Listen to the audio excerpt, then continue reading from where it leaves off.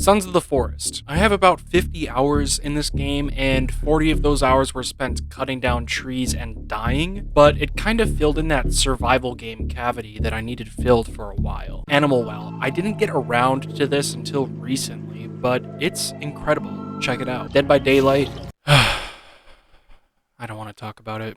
Helldivers 2 almost made the list, but after playing for a good 20 hours, the progression becomes somewhat dull, and it's always frustrating playing with randoms. Lies of P. I just started playing this game, and I'd probably add it to the list pretty high if I'd finished it by the time I made the video. Black Ops 6. This is one out of perhaps 4 different games on this list that I would call my straight man pleasure games. Even though this game has a multitude of issues, including but not limited to terrible maps, skill-based matchmaking, worthless battle pass, overpriced items in the shop, 3,000 COD points, broken guns, packet bursts, and last but not least, AI artwork. I still have an unhealthy amount of hours in this game, and the campaign and zombies are actually pretty good for what this game is. There's no reason the game should have launched in the state that it did, and there's still a bunch of questionable decisions that the developers made, but I'll cut them some slack since they're just a small little indie developer. Vampire Survivors. It's simple, it's addicting, it's simple, and it's addicting. There are so many fun levels and abilities, and it requires literally no skill. You just press the arrow keys to move around, and the game does the gameplay for you. And even then, it's still super satisfying. It's perfect for someone who's fucking terrible at video games such as me. Red Dead Redemption 2. Even after 6 years of this game coming out, it still manages to look better and tell a better story than 90% of the games that have come out after it. I think at this point, it's just obvious to Glaze how good this game is, but I really wish I could get this game out of my head because I honestly do think about it all the time. And the stuff I feel for it is so immense and deep and detailed that it's ever so daunting to make a singular video explaining my love for it. I always highly recommend this game to everyone for at least a single playthrough because it will absolutely suck you in. It just takes a while. Easily makes it on my list this year just because playing it on PC was like a whole other experience than console. Now, if you think Red Dead Redemption 2 at 8 is crazy after me spewing my love juice all over the game, just wait till you see the rest of the list. Marble Rivals is basically just Overwatch but good. There's absolutely something to this game that works, but I don't know how to describe it. It's a huge help that it's completely free. It feels somewhat refreshing in a gaming world where every shooter costs $70 and isn't even finished by the time it comes out. He's just sitting there, and my team lets this shit happen.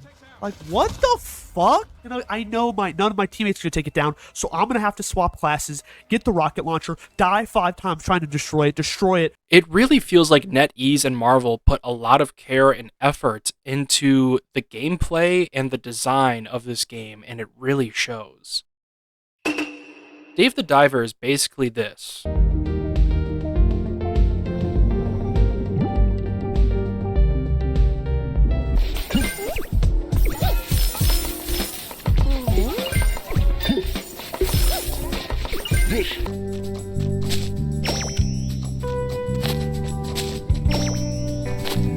But it's the best kind of this there ever was. The gameplay and the progression is second to a really fun cast of characters and some amazing music and pixel art.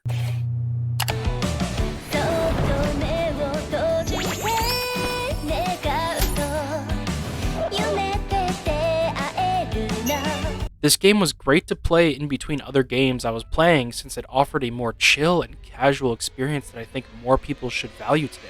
Speaking of chill games,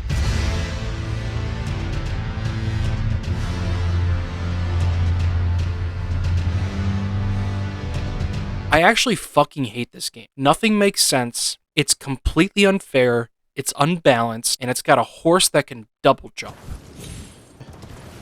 Okay, that's actually pretty cool. I still have not finished this game, and I have a combined total of 100 hours in this game. I really truly suck at Souls games, but I really love them and recommend them even if you can't finish it. Part of the enjoyment is just getting lost in this giant open world with some of the most beautiful and frightening things I've ever seen in video games. Cyberpunk 2077. The real beating heart is not all the cool guns or the cool cars or the open world even, but it's the characters. No sudden movements. Do you see it? That cat? Fine-looking feline. Thought they'd all disappeared from the city. It is the first animal I see in Night City. Except cockroaches, of course. Everyone you meet in this game has such a good arc. I also love how cinematic and beautiful a lot of the set pieces are in this game. It really makes you feel like Cyberpunk 2077.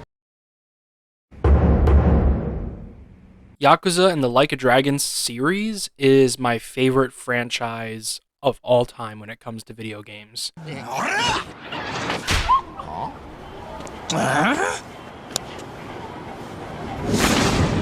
Not only do the games have some of the most profound stories and amazing characters in any game I've ever played, but they also have baseball, bowling, darts, dancing, skateboarding, boxing, hunting, chicken racing, online dating, scuba diving, poker, Mario Kart, gym, fishing, and we can't forget about the karaoke.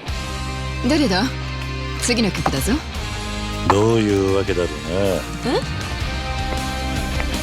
次の曲も俺だ。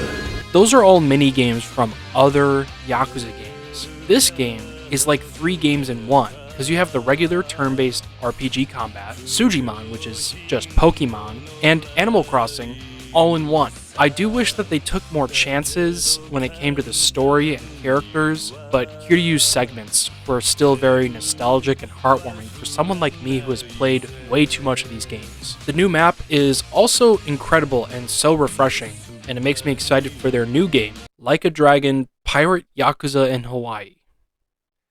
Yes, that is the real game title. Silent Hill 2. I'm a big fan of being sad and depressed, which is why Silent Hill 2 is my number 2 game of the year. I already made a video about this game, so check that out, but I really cannot stress just how fucking good this game is. We are led into this strange and liminal world inch by inch along with James as the game progresses. Most horror games have a tendency to throw a lot at you and give you this sense of survival throughout, which draws a source of fear from the player. Silent Hill 2 is much more reserved in its attempts to scare the player. It strips away a lot of nonsense and focuses more on atmosphere, lighting, and sound design. Truly, some of the scariest moments are not jump scares or encountering a scary enemy, but more of just the thought of that as you walk through a dark and dingy hospital. I can't think of a single thing wrong with this game, nor will I try to. Balatro. This so-called simple card game is much more than what it seems. I have such an unwavering amount of fun while playing this game. What helps is that games are typically between 15 to 20 minutes long, so I can always whip it out on my phone or play a quick game before work. I can't express just how integral this game has and will be to the future of roguelike deck building games. The simplicity ends very quickly once you realize that playing flushes only gets you so far, and now you have to play 4 of a kinds and learn how to play high cards correctly, while also being picky about which jokers you buy from the shop due to eternal jokers and rental jokers. I feel like nothing has been as addicting yet guilt-free as this game for me in a while.